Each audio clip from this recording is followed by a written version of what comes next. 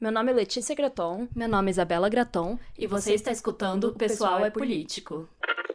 You have to expect that there are going to be such... Dans l'ensemble, ça ne va pas bien du tout pour les femmes. We have to find some way to keep the rapists off the street.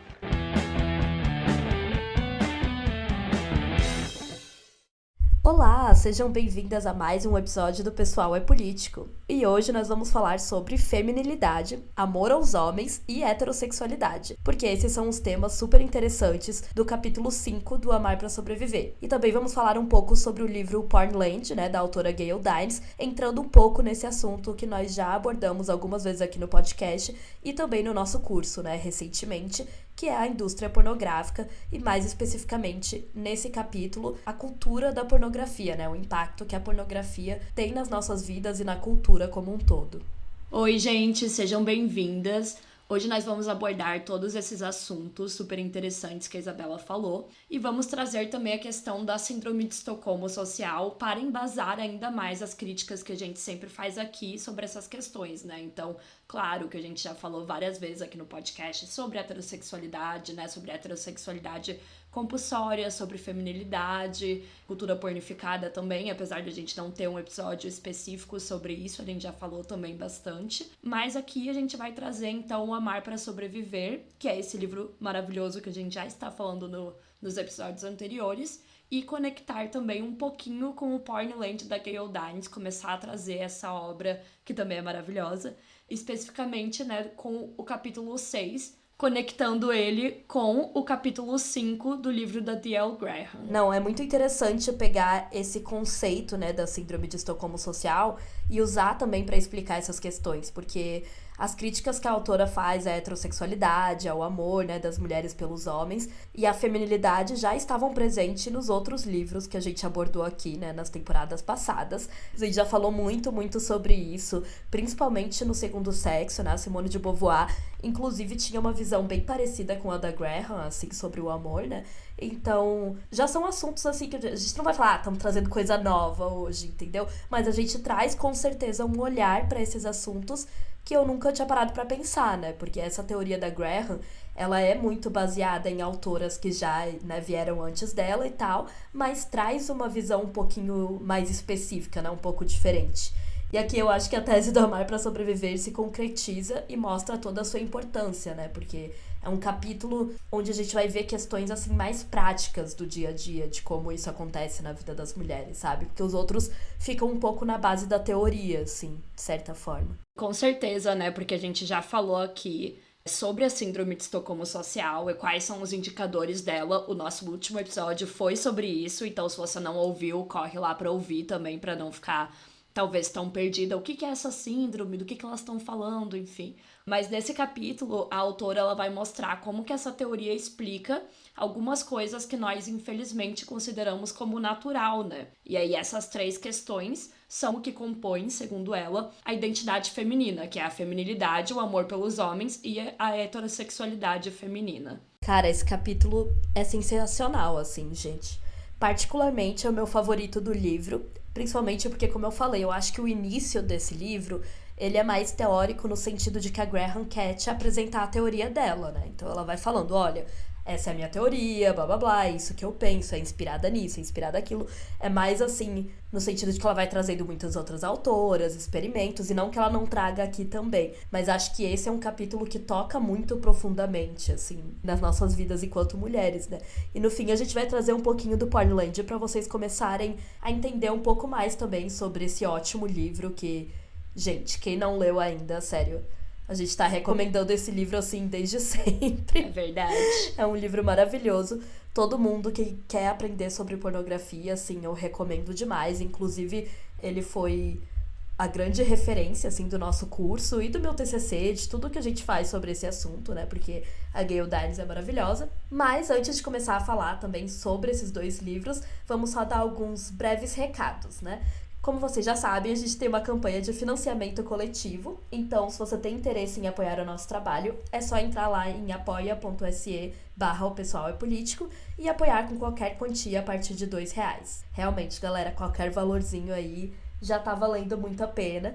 E vocês também podem participar do sorteio que a gente faz mensalmente, né, com livros feministas. Então é bem legal, porque uma vez por mês a gente faz esse sorteio, alguém recebe, a gente manda por correio e vocês recebem esses mimos aí em casa. E além disso, se você se interessa também por esse assunto, né, que a gente vai estar falando aqui hoje sobre a pornografia, e se você quiser participar, né, do nosso curso, porque a gente já fez uma turma recentemente, né, acabamos ela algumas semanas atrás. Acabamos de terminar. E se você quiser participar de novo, a gente vai abrir uma nova turma no ano que vem. Não sabemos ainda exatamente em qual mês, né, provavelmente lá pra depois do carnaval e tal, porque a gente sabe, né, que no Brasil as coisas só começam depois do carnaval, então acho que vai ser só depois disso, mas você já pode se cadastrar lá na lista de espera no nosso site. Então é só entrar no pessoalpolitico.com.br e aí clicar lá onde tá escrito curso, e lá você pode colocar o seu nome, seu e-mail e tal, e se cadastrar para a próxima turma, você já garante a sua vaga. Quem tá na lista de espera também recebe as nossas newsletters, então quem tá cadastrado lá sempre vai estar sabendo o que tem de novidade. A gente divulga os episódios, né, na newsletter, a gente também fala um pouquinho sobre a nossa vida e o que tá rolando aí na nossa vida, também dá umas indicações, e aí, obviamente, quando a gente for abrir, né, a turma, você vai ficar sabendo. Então, se você não quiser perder isso, corre lá no nosso site para se cadastrar. Então agora, né, dados esses recados aí, pessoal, vamos para os temas dos 2 capítulos, né, na verdade, porque é o capítulo 5 do Amar pra Sobreviver e o capítulo 6 do Pornland, que vocês podem até achar um pouquinho estranho, porque a gente tá começando do 6, mas é porque era o capítulo que mais conectava com o Amar pra Sobreviver, e aí nos próximos episódios a gente vai abordar os primeiros capítulos também do livro, então não se preocupem, ainda vamos falar muito, muito sobre o livro da Gayle Dines. Então, a autora de Amar pra Sobreviver, ela vai começar explicando que, segundo Freud, a feminilidade, o amor aos homens e a heterossexualidade são resultados da descoberta das mulheres que elas não têm um pênis. Então, todo aquele rolê de sentir inveja, de se sentirem castradas, enfim, a gente já falou sobre Freud aqui também, mas sempre volta pra ele. Mas seria por isso, né, que as mulheres desenvolveriam, digamos, a feminilidade e a sua sexualidade. Enquanto as pesquisadoras feministas que vieram depois dele, elas falaram que o que as mulheres tinham inveja, na verdade, era do poder que os homens tinham. Então, elas reconheciam que esse poder vinha porque eles tinham um pênis, né? Então, não seria de uma forma tão literal quanto Freud falava. Mas a autora vai trazer uma outra questão que até então não tinha sido teorizada, que é a possibilidade de que esses 3 fatores que compõem a identidade feminina sejam respostas à ameaça de violência masculina, que, como a gente já falou aqui nos episódios passados, está sempre presente nos relacionamentos entre homens e mulheres. Ou seja, né, a gente não seria naturalmente feminina, assim como a gente já tá falando desde a primeira temporada que nada é natural, né, que tudo é construído socialmente. Mas aqui, em Amar pra Sobreviver, a autora vai falar que a gente não seria naturalmente feminina, nem naturalmente atraída por homens ou heterossexuais. E sim que esse comportamento seriam, na verdade, construções sociais que as mulheres utilizam para sobreviver dentro do patriarcado, que, como a gente já falou, seria como se a gente fosse um refém tentando sobreviver em uma situação de sequestro com uma arma na nossa cabeça. Pois é, galera. Não é a visão mais bonita, né, ou mais romântica e tal, sobre os relacionamentos, né, e sobre o amor e tal. Como vocês bem sabem, aqui no Pessoal e Político a gente tá sempre criticando as coisas, então não venham esperando palavras muito positivas, né, sobre esses temas. E é claro que a autora, ela não vai estar falando assim que você aí na sua casa não ama de verdade o seu marido ou o seu namorado, sabe? Ela não tá apontando o dedo e falando isso, né, pra todas as mulheres heterossexuais ou bissexuais, né, que se relacionam com homens, né? Vamos deixar isso bem claro logo no início do episódio. É sempre bom pontuar. O que ela tá dizendo, né, é que pela forma como a sociedade existe hoje, com toda a misoginia, né, com todos os papéis de gênero impostos, não tem como saber se as mulheres são femininas, amam os homens e se relacionam com eles por causa dessa dinâmica, né, de refém e captor, que ela explicou nos outros capítulos, ou por uma vontade real, né, por um desejo. E quando eu li isso, pra mim fez muito sentido, né, isso conectou com muitas questões da teoria feminista que a gente já falou várias vezes aqui, que a gente já estudou. Inclusive, né, ela vai falar sobre como a heterossexualidade não é inata, né, que é um tópico bem polêmico e bem espinhoso aí, né? Porque muitas pessoas são contra essa visão também. Né? Pois é, a gente já falou muito sobre isso aqui no podcast, inclusive na página foi um dos assuntos que mais gerou polêmica. Nossa, sim. Enfim, rende, Verdade. galera, rende. Mas é isso, né? Bem isso que a Isabela falou, tipo, já é algo que tá presente na teoria feminista, toda essa questão de questionar, né, da onde que vem a heterossexualidade, o amor pelos homens, por que que a gente se apaixona pelo nosso opressor e tudo mais.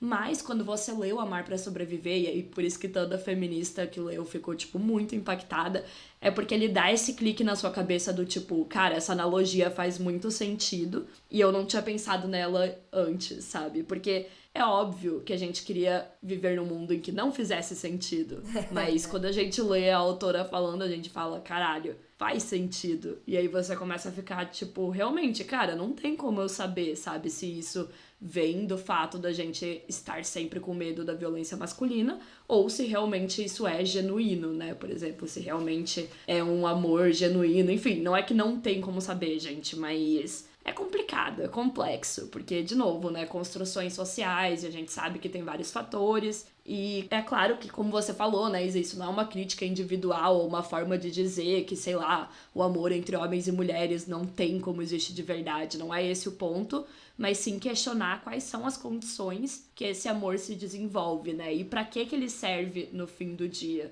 E aí eu acho que é bem interessante a gente levar isso, tipo, pros questionamentos da nossa vida mesmo, né. Tô lendo pela segunda vez esse livro, né, gente? Eu tinha lido ele em janeiro já. E agora, depois de ter passado aí por várias coisas esse ano, isso me ajudou a pensar sobre várias questões também. E realmente questionar, né, relacionamentos e, enfim, eu acho que todas as mulheres que se relacionam com homens que leem esse livro passam por isso. Enfim, a própria autora fala, né, que não é sobre as mulheres não poderem amar os homens, apesar da opressão, mas sim sobre entender que em um mundo em que nós não fôssemos oprimidas, esse amor com certeza seria bem diferente. E é meio que o que a Simone de Beauvoir também já falava no Segundo Sexo, né? Só que aqui trazido de uma forma diferente. Então, né, gente, não dá pra ficar falando, nossa, então a fulana não ama o namorado ou o marido dela de verdade, como a Isabela já falou, não é sobre isso, gente. Da mesma forma com a feminilidade, né, que, enfim, eu não tenho que avisar aqui, porque as nossas ouvintes são mulheres muito inteligentes, mas é claro que isso também não é um apontar um dedo para ações individuais de mulheres que escolhem seguir ritos, né, da feminilidade, rituais impostos e tudo mais. E sim criticar em quais condições que esses rituais surgem, o que eles significam, por que a gente faz eles, entender todos esses rolês, né, gente? Pois é. Inclusive, pra mim, assim, esse livro é bem o contrário de você julgar as mulheres por isso, né? Total. Porque ela vai trazer Sim. uma visão bem mais empática, né? Que é falando, tipo, cara, essa mulher que é super patricinha, feminina, não sei o que lá, ela é assim porque ela tá tentando sobreviver nesse mundo, né? Que é algo que a gente já sabia, mas tendo essa ideia da síndrome de Estocolmo, isso fica ainda mais claro, sabe? Ela nos mostra como culpabilizar as mulheres realmente não é a saída, né, pra isso. Isso é bem interessante, nos dá esse linguajar e esse conhecimento teórico mesmo pra entender como todas as mulheres só estão tentando sobreviver, né? Então, essas são armas que algumas vão usar mais do que outras. E aí, tudo bem, eu acho que a gente às vezes pode questionar, é claro que entra várias questões, tipo, sei lá, por exemplo, se é uma famosa incentivando que outras mulheres façam procedimentos que realmente são perigosos. Ok, realmente, tipo, aí é outra coisa, sabe? Mas é interessante porque eu realmente acho que o livro, ela bate muito nessa tecla mesmo, né? De não culpabilizar as mulheres pela própria opressão porque elas vivem e, enfim, por tentarem sobreviver, por cada uma sobreviver da forma que pode, né? Dentro dessa síndrome de Estocolmo social. Enfim, começando então, ela vai falar, né? Sobre a questão da feminilidade, esse famoso conceito que a gente já abordou tantas vezes aqui. E como vocês sabem, nem a gente, nem nenhuma feminista, pelo menos nem nenhuma feminista séria que se preze, vai dizer que a feminilidade é natural ou inata, né? Como tentam fazer a gente acreditar. Mas sim que, na verdade, Aqui nesse livro, pelo menos o mais interessante da Dale Graham, é que ela vai falar como a feminilidade é, na verdade, uma resposta à síndrome de Estocolmo social, ou seja, uma forma que as mulheres encontraram de sobreviver dentro dessa dinâmica de refém-captor que a gente vive com os homens. Aí na página 215 ela vai dizer, então, a feminilidade é a estratégia de sobrevivência da vítima de violência ou de ameaça de violência, que não vendo como escapar ou como sair vitoriosa de um confronto violento, assume o papel subordinado. A feminilidade também é atribuída ao indivíduo que tenta conquistar um inimigo, induzindo-o a parar com sua violência e com as ameaças. Argumento aqui que a feminilidade é um mapa de como se dar bem com o inimigo, tentando conquistá-lo. A feminilidade é uma resposta à síndrome de Estocolmo. Nossa, essa frase é muito boa, né? Que a feminilidade é um mapa de como se dar bem com o inimigo. É bem isso, né, pessoal? Tudo que tá correlacionado com a feminilidade, mais no quesito, assim, não apenas de aparência, mas mais aqui no quesito comportamental, é sobre se dar bem com o inimigo, né? Porque é sobre agradar, fazer tudo pelos outros, né? Principalmente pelos homens, agradar eles, então... É sobre não ser uma ameaça também, né, pra eles. Eu acho que esse Exato. é um bom ponto. Que ela até vai falar depois sobre a forma que a gente fala, como a gente nunca quer se impor e falar nossas opiniões. E eu fico pensando, cara, como isso deixa tudo fácil pra eles, né?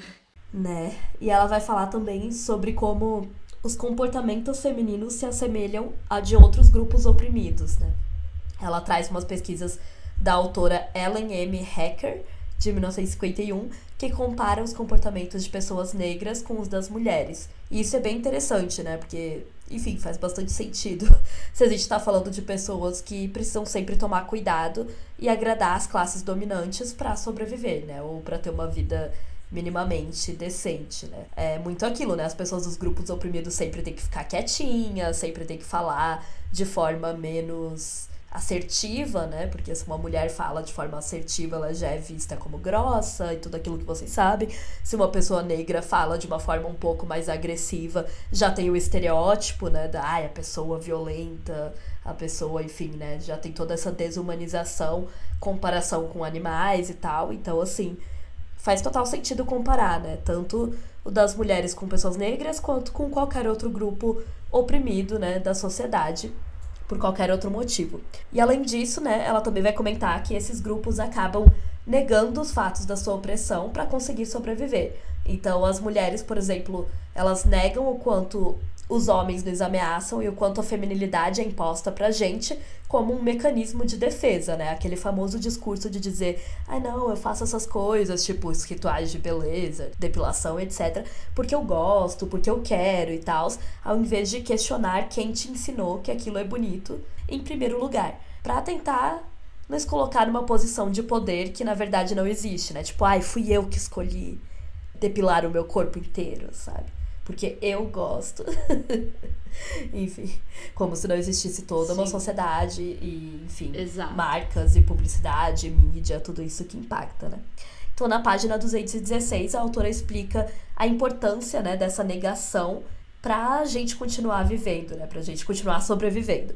Ela vai falar: as distorções cognitivas nos ajudam a gerenciar o terror e a manter a esperança de que, se amarmos os homens o suficiente, eles se unirão a nós, deixarão de nos aterrorizar e nos tratarão com amor, não com violência e ameaças.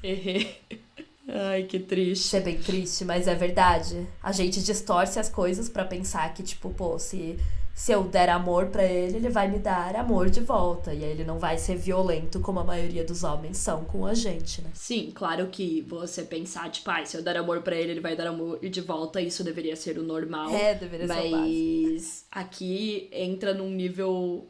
Enfim, ele vai falar mais sobre isso depois da parte do amor mesmo, mas é mais num nível do tipo, se eu amar ele, ele não vai me machucar, sabe? E aí ela vai mostrar, então, que a psicologia da mulher é a psicologia de um grupo oprimido e que as mulheres, assim como outros grupos oprimidos, acabam tendo mais conhecimento sobre os homens, o grupo dominante, do que sobre elas mesmas. E essa parte eu achei muito interessante porque, cara, é um fato, né? Nós somos treinadas para se atentar muito mais aos homens, ao que eles gostam, ao que eles querem, a como eles querem que a gente seja, digamos, do que a nós mesmas e as nossas próprias vontades e os nossos próprios desejos, né?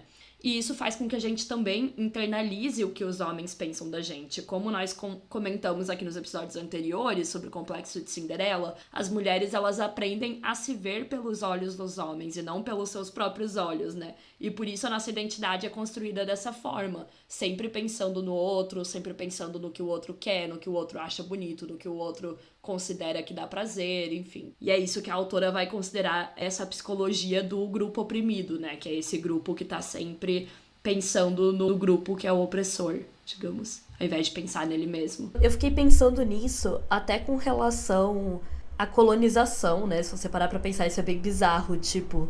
Nós costumamos saber muito sobre pessoas, por exemplo, da Europa, dos Estados Unidos. A gente tem muitas informações sobre a cultura dessas pessoas, sabe?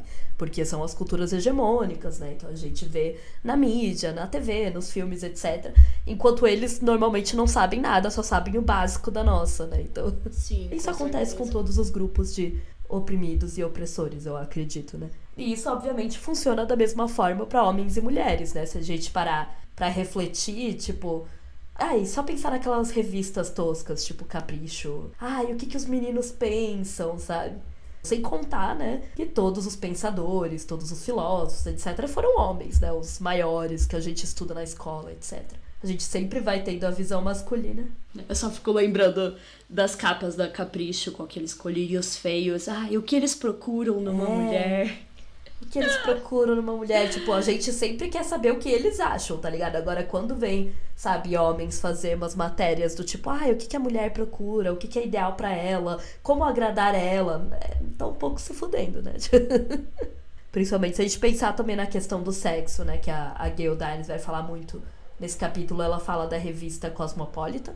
As Cosmopolitans eram todas assim, né? Tipo, como enlouquecer seu homem na cama e tal.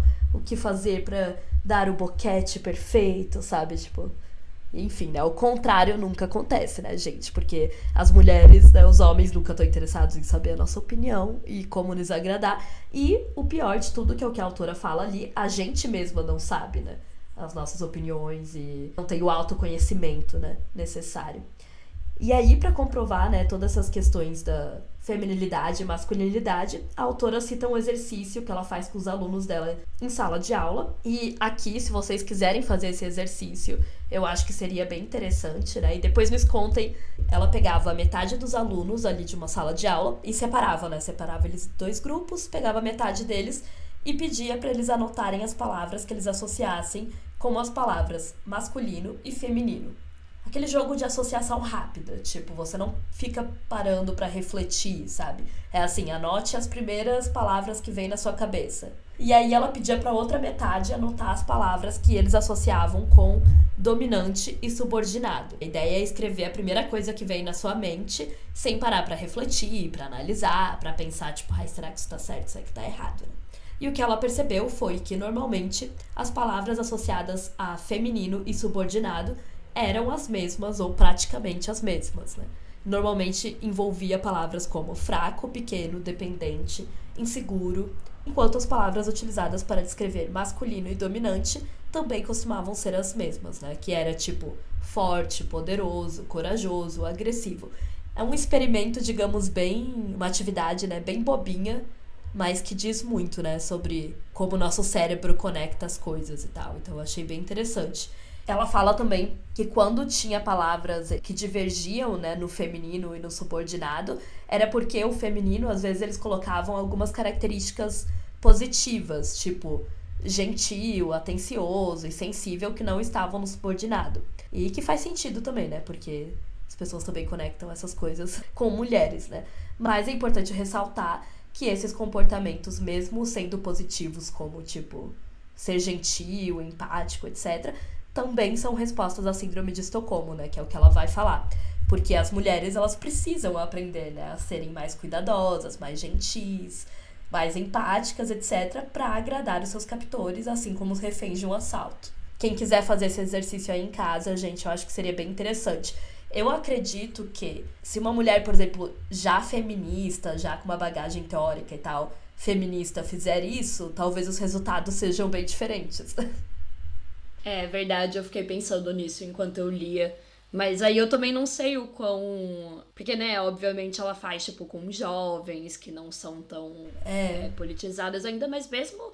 Talvez mesmo com quem já estuda isso, como é uma coisa muito rápida, né? Tipo, são as primeiras coisas que vêm na sua cabeça, talvez você... Não sei, eu não testei pra fazer esse exercício, mas eu achei super interessante essa ideia, porque ela fala muito dessa questão do subordinado, né? E do feminino, e, tipo, do dominante masculino. Então, como as pessoas acabam relacionando uma coisa com a outra, né? Querendo ou não. E é claro que, como a Isabela falou, né, gente? A gente não tá dizendo aqui que necessariamente alguns comportamentos, como, por exemplo, ser gentil, ou afetuosa, ou cuidadosa, são coisas ruins. É óbvio que elas podem ser muito positivas. Mas nós sabemos que no mundo patriarcal que a gente vive, mulheres muitas vezes precisam ser assim. E não só precisam, como isso também é explorado, né? Então, você é afetuosa, gentil?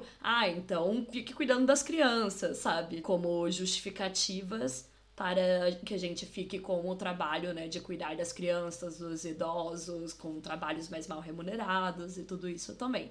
E há uma pressão para que a gente cuide de todos e de todas, né, para que a gente nunca haja de forma mais, digamos, agressiva e para que a gente sempre concorde com tudo e que a gente sempre agrade a todos, né, gente? Então, feminilidade é basicamente isso. E um outro ponto interessante que a autora vai pontuar é que, como de fato as mulheres costumam apresentar características como as que são associadas ao termo subordinado, o que não significa que nós nascemos para ser subordinadas, né? Como a gente sempre fala aqui, não é uma questão de determinismo ou de algo que é natural, mas sim que nós desenvolvemos essas características justamente por sermos oprimidas.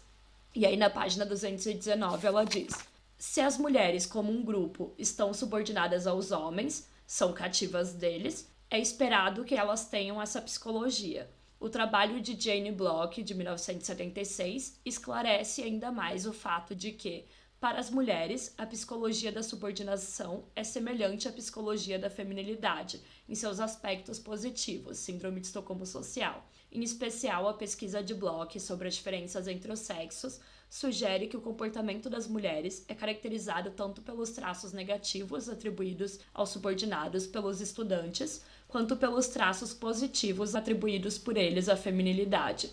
Considerados de maneira mais ampla, os resultados de Block corroboram ainda mais com a conclusão de que a masculinidade e a feminilidade são apelidos para a dominação masculina e subordinação feminina. Nossa, essa outra frase também achei bem frase de impacto, assim. Sim. De fato, né, gente? Quando a gente fala masculinidade, feminilidade ou gênero, papéis de gênero, enfim, a gente está basicamente falando dominação masculina e subordinação feminina, né? Porque é isso que esses papéis implicam. E é sempre importante lembrar que para cumprir o seu papel na sociedade, esses conceitos, né, de masculinidade e feminilidade, eles precisam ser completamente, assim, normalizados. Eles precisam parecer que tudo ocorre porque, mulher é assim e homem é assim, sabe? Se você fala com pessoas que são mais conservadoras, não tem muito conhecimento, né, sobre o feminismo, é muito comum você ouvir esses sensos comuns, né? Mulher é assim mesmo, homem é desse jeito, mulher é daquele jeito.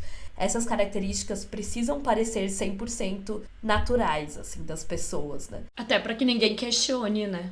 Exato. É bem isso que a autora vai falar, né? Em vez da gente entender o que tá por trás, como nós somos socializadas, né, pra pensar que nós somos inferiores, por exemplo, a gente só pensa, tipo, mulher é mais insegura, né? Mulher tem síndrome de impostora, mulheres têm mais problema mesmo, né? De autoestima, tipo, em vez de parar pra pensar, né?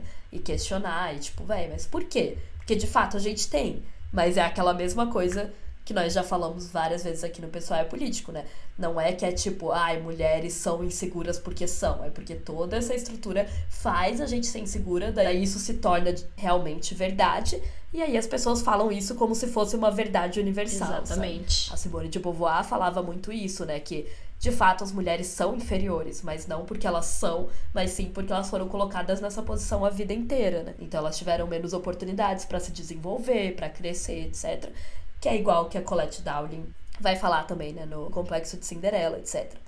Então, até mesmo aquelas coisas que são consideradas virtudes, né, coisas positivas, tipo ser mais gentil, empática, etc., elas são usadas contra as mulheres, como a Letícia comentou, porque aí é tipo, elas são mais empáticas, então claro que naturalmente elas que têm que cuidar das crianças, né?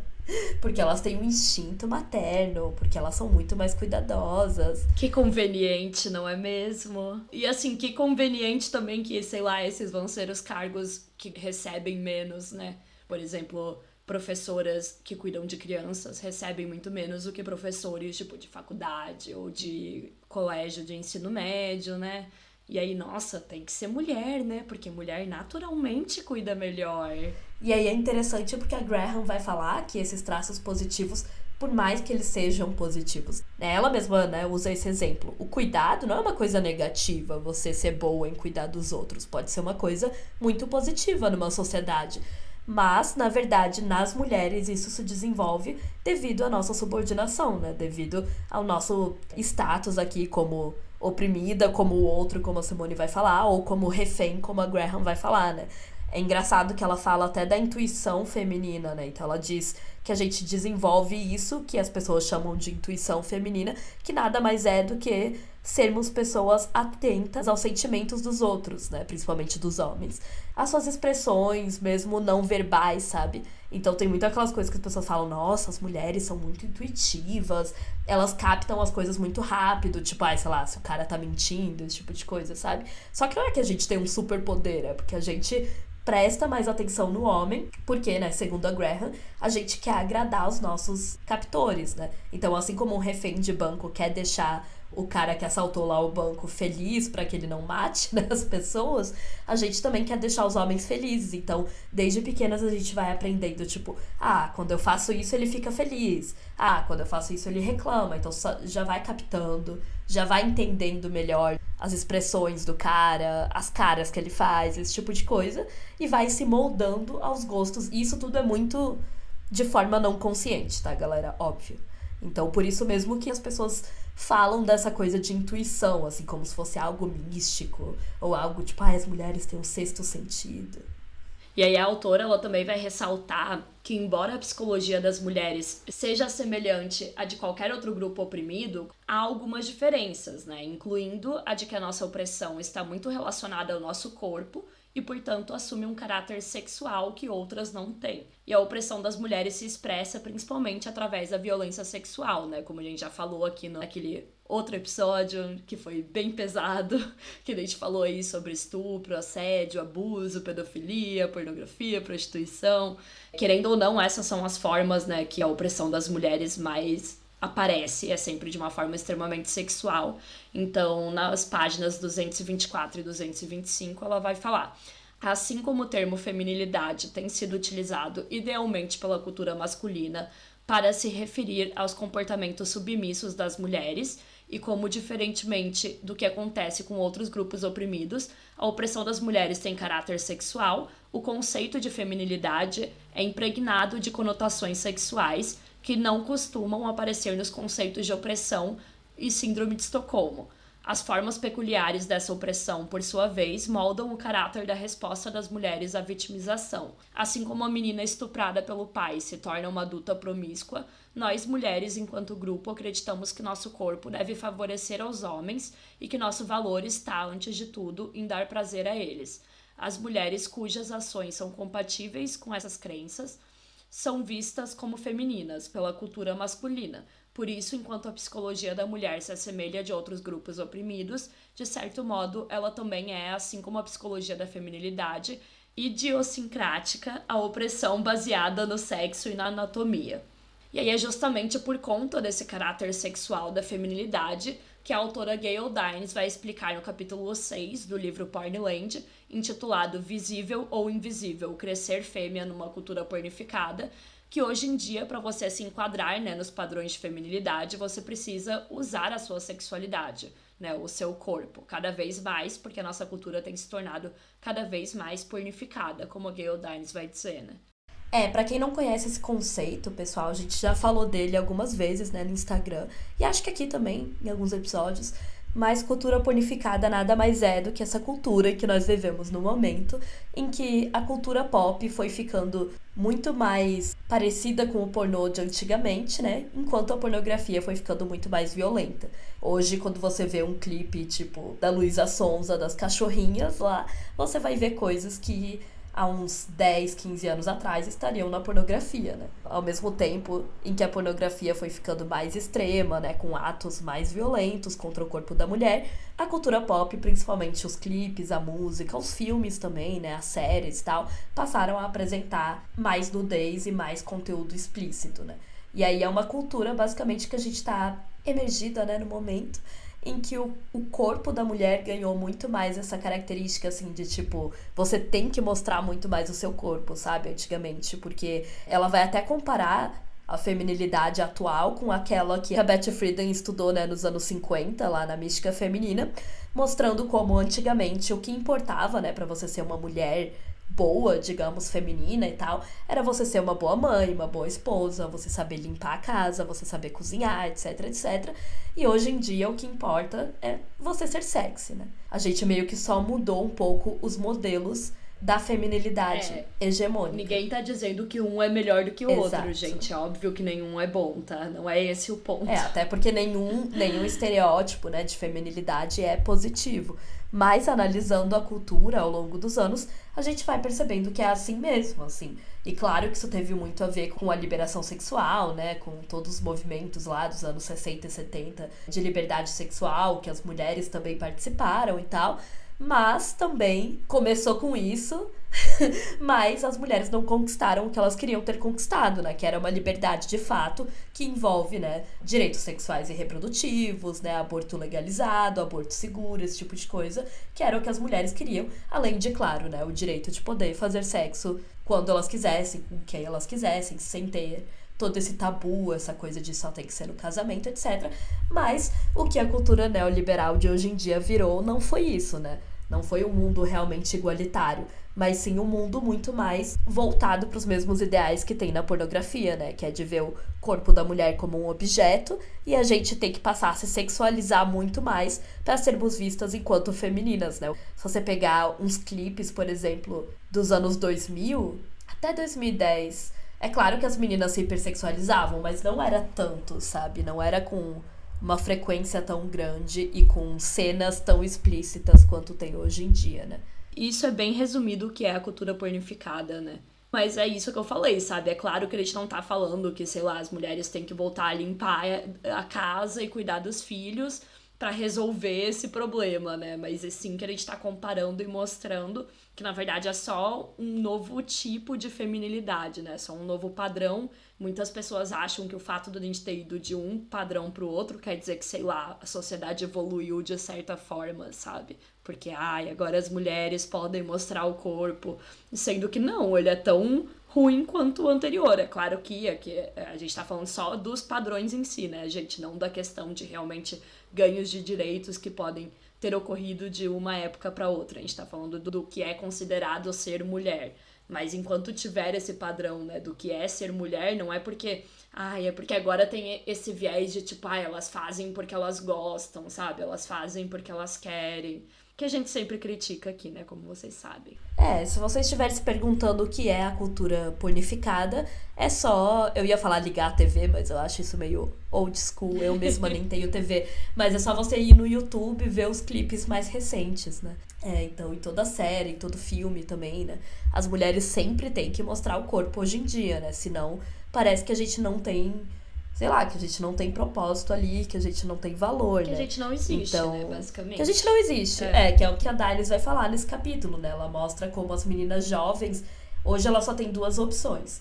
Ou elas são sexys, né? E esse sexy, óbvio, né? Foi definido pelos homens. E hoje em dia envolve coisas do tipo incorporar aspectos da estética pornográfica, né? Nas suas roupas, em tudo, na sua aparência, né? Usando roupas justas, roupas curtas, mostrar bastante do corpo, postar muitas fotos, né? Se hipersexualizando hoje em dia nas redes sociais, usar acessórios que remetem ao BDSM, né? Porque, não sei se vocês já perceberam, gente, mas isso tá na moda também, né?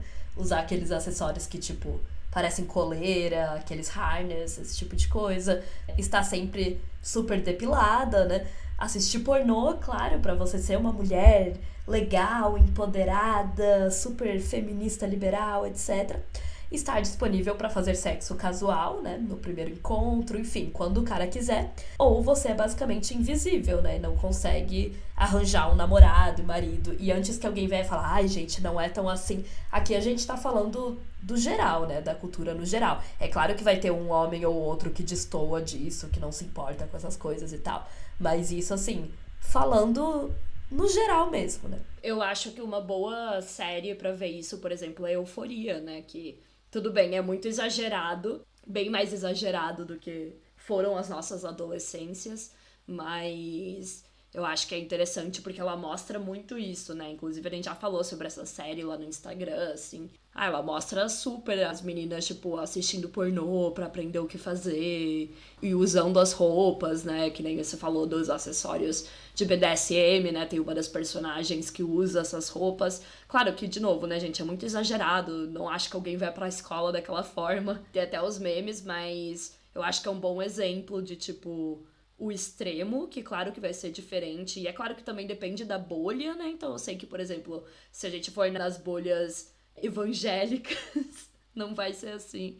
Mas ela tá falando da cultura pop, né, no geral, e principalmente, no caso da Gayle Dines, Estados Unidos, né, mas obviamente também repercute aqui. Contextualizando, né, gente, ela é uma professora universitária de Boston, se eu não me engano, né, dos Estados Unidos, e também a gente sabe que ela tá falando de jovens, né, então, assim, antes que vocês venham falar, ah, não, mas meu namorado não liga, blá, blá, blá, acho que a maioria das mulheres que nos ouvem tem 20 e poucos, né? Como na nossa idade, mais ou menos, nós temos 26. Então, assim, claro que é muito diferente, hoje em dia, eu com 26 anos, poder, tipo, não me depilar e falar, ah, foda-se se o homem se importar com isso, ele que não fique comigo. Agora, pra uma adolescente, pra uma jovem adulta de 18, 19 anos, isso já é bem diferente, né? E a gente sabe que pros jovens, principalmente, que ainda estão na escola e tal, existe essa pressão gigantesca, né, pra você fazer parte de um grupo, pra você ser aceita, né? Então, claro que muitas se submetem a vários rituais de feminilidade que, enfim, talvez no futuro, depois que elas forem pra faculdade, crescerem, forem adultas, talvez elas repensem um pouco, né? E, enfim, gente, isso não é nada de novo, óbvio, né? Há muito tempo que as mulheres se submetem a uns rituais ali pra agradar os homens. Mas o que a autora vai pontuar é que hoje em dia o padrão de beleza em si, né, o que você vê na mídia, o que você vê nas revistas, etc., para as mulheres está muito mais sexualizado do que antigamente, né? Então, nas páginas 104 e 105, ela vai dizer: as pessoas que não estão imersas na cultura pop tendem a assumir que o que vemos hoje é apenas mais do mesmo material em que as gerações anteriores cresceram. Afinal, cada geração teve suas estrelas gostosas e sexys que levaram vidas caras e selvagens em comparação com o resto de nós. Mas o que é diferente hoje não é apenas a hipersexualização da imagem, mas também o grau em que essas imagens se sobrepuseram e excluíram quaisquer imagens alternativas de ser mulher. A onda atual de imagens pornográficas softcore normalizou o visual da pornografia na cultura cotidiana a tal ponto que qualquer coisa menos parece desleixada, primitiva e completamente chata. Hoje, uma menina jovem que esteja procurando uma alternativa para a aparência de Britney, Paris, Lindsay... Tá, que tá meio desatualizado, tá, gente? Não, hoje em dia não seria Britney, Paris, Lindsay, né? Seria, sei lá, Bella Hadid... seria essas modelos, as Kardashians, por exemplo, né? As Jenners. Bom, o livro é de 2010, né, galera? Mas enfim. Logo chegará a triste conclusão de que a única alternativa a parecer fodível, né? Ou seja, sexy, etc., é ser invisível. E aí é isso, assim, acho que é muito importante que ela fala que a questão não é existirem essas imagens, porque sempre existiu, não sempre, né? Mas desde que a mídia se tornou essa grande mídia que a gente vê hoje, né, de comunicação de massa e tal, teve, né, sempre aí essas famosas, tipo na época, sei lá, Marilyn Monroe, enfim, na época mais ouro de Hollywood. Mas hoje em dia essas imagens estão muito mais hipersexualizadas e também não existe alternativa, né, como ela fala, é tipo, ou você mostra o seu corpo de um jeito ou de outro, ou você não é ninguém, você não é você não é bonita, você não é sexy, você não é considerada desejável pelos homens, né? Pois é, você mencionou Marilyn Monroe, eu tava até ouvindo o episódio do Modus Operandi hoje, que elas estão falando sobre a vida da Marilyn e sobre a questão da morte dela, né, e quais são as teorias, enfim. Mas o ponto que eu queria trazer é que quando elas contam de toda a história da Marilyn, elas falam bastante sobre, tipo, ela foi abusada várias vezes, né, durante a infância, assim. É bem triste, gente, mas eu recomendo que vocês ouçam esse episódio, é muito bom. Principalmente em contraponto a esse filme aí da Netflix, que parece horrível, que tá todo mundo falando, que lançaram, né, que é super na visão masculina. E mostra muito bem, né, nesse episódio, quando eu tava ouvindo, mostra muito bem essa questão das mulheres se sexualizarem justamente como uma resposta ao abuso que sofreram na infância, né, e na adolescência. Né, mas voltando aqui, então, assim como a autora do Amar para Sobreviver, a Gale ela vai explicar, então, como a Isabela falou, como essas mulheres internalizaram essas mensagens e passaram a acreditar que para ganhar poder e para serem respeitadas, elas precisam se hipersexualizar e mostrar seu corpo a hora toda, né? E quando nós combinamos os pensamentos das duas autoras, a gente pode inserir aqui também a análise da Graham sobre a síndrome de Estocolmo. Então, se hipersexualizar, ou seja, adotar essa estética feminina atual, é uma estratégia de sobrevivência na cultura de hoje em dia. Como eu comentei, né, é interessante analisar que os dois livros, eles são de épocas diferentes, né? O da Dines é mais atual, né? Embora seja de 2010, galera, tá ficando velho. E a Graham, ela fala de uma época um pouco mais antiga, né? Mas ambas chegam às mesmas conclusões. As mulheres estão encurraladas, né? Então elas têm que se submeter à feminilidade para agradar os homens. Pois só assim nós conseguimos viver na sociedade patriarcal, né? E sobreviver. A Graham fala sobre como as mulheres parecem gostar da feminilidade, né? Uma coisa que ela questiona é por que as mulheres dizem gostar desses rituais, né? Por que elas falam, não, mas eu faço isso por mim mesma, porque eu gosto e tal. E, segundo a autora, é porque elas internalizam a visão do captor, né? Então, elas internalizam que essas são as características naturais, né? Como a cultura toda passa para elas, né? Então, nós também precisamos nos enganar acreditando que a gente quer mesmo ser vista dessa forma, que a gente quer mesmo, né, ser super sexy, bonita pra nós mesmas, como dizem as feministas liberais, porque se a gente admitir que estamos fazendo tudo isso pra agradar homens, a gente acaba perdendo a nossa identidade, né? Porque muitas mulheres não saberiam o que fazer se elas ficassem tipo, não, eu não gosto de fazer isso, eu tô fazendo isso pelos outros, então quem eu sou, sabe? E é bem isso que você falou também, de misturar o pensamento das duas autoras, é interessante, porque a Graham, ela vai falar mais da feminilidade como comportamento, né? Enquanto a Gayle Dines vai falar mais dessa questão, também é comportamental, mas é bastante de aparência, né? Que é essa questão da hipersexualização. Então faz muito sentido a gente juntar essas duas partes, por mais que a gente ainda não tenha trazido o Pornland aqui, essa é a primeira vez, mas a gente já tá aqui introduzindo esse conceito da Gayle Dines, porque acho que ele realmente contribui muito para isso que a Graham já estava falando, que é como a Isabela falou, né? As duas chegam nesse mesmo ponto e nos permite também pensar nessa questão de como a gente se engana também como uma forma de sobrevivência, né, digamos. É isso que a sociedade nos conta, né, que para ter poder sobre os homens nós precisamos usar a nossa sexualidade, e nós já falamos aqui sobre o mito da prostituta que domina o homem, por exemplo, porque ela tá ganhando dinheiro, e obviamente a gente sabe que esse poder adquirido através da sexualização é uma falácia, né, tanto que homens não precisam fazer essas coisas para serem poderosos. Mas ele parece ser real e ele também é muito vendido pra gente como real, né? Como um dos únicos poderes, digamos, que as mulheres têm, que é muito triste. E como a Dines comenta na página 102, então, as mulheres de hoje ainda são cativas das imagens que acabam por contar mentiras sobre as mulheres. A maior mentira é que estar em conformidade com essa imagem hipersexualizada dará às mulheres poder real no mundo. Já que em uma cultura pornográfica, nosso poder está, dizem, não em nossa capacidade de moldar as instituições que determinam nossas chances de vida, mas em ter um corpo gostoso que os homens desejam e as mulheres invejam. Na atual cultura baseada em imagens, não há como escapar da imagem e não há trégua de seu poder quando ela é implacável em sua visibilidade. A Dines, ela vai pontuar que a gente vive em uma sociedade extremamente imagética, né? E que essas imagens têm um impacto tão grande na nossa psicologia, né? Na nossa cabeça, que nós passamos a acreditar que devemos parecer com elas, né? Se você vê apenas esse tipo de mulher na moda, né? Essa mulher sexy, enfim, que mostra muito do corpo, que usa roupas curtas, etc. Você vê tudo isso na moda, no Instagram, nos filmes, nas séries, etc. Claro que você vai querer ser assim também, né? É o que a gente sempre diz sobre o padrão de beleza. Se você quer romper com ele de alguma forma, por exemplo, né? Deixando de se depilar, ou cortando seu cabelo bem curtinho, ou raspando a cabeça, por exemplo, você sempre vai se olhar no espelho e se achar estranha e feia e inadequada. Porque você vai olhar e você vai falar, ué, isso não, sabe, não parece com o que uma mulher deveria ser. Na verdade, não sempre, né? Mas é o ponto de, tipo, você tem que trabalhar pra mudar isso, né? Exato, tipo, a princípio, entendeu? Das primeiras vezes que você se vê. Eu acho que eu já falei, né, algumas vezes sobre a minha experiência com parar de me depilar. E das primeiras vezes eu achava feio, gente. Não é como se virasse uma chavinha do nada, sabe?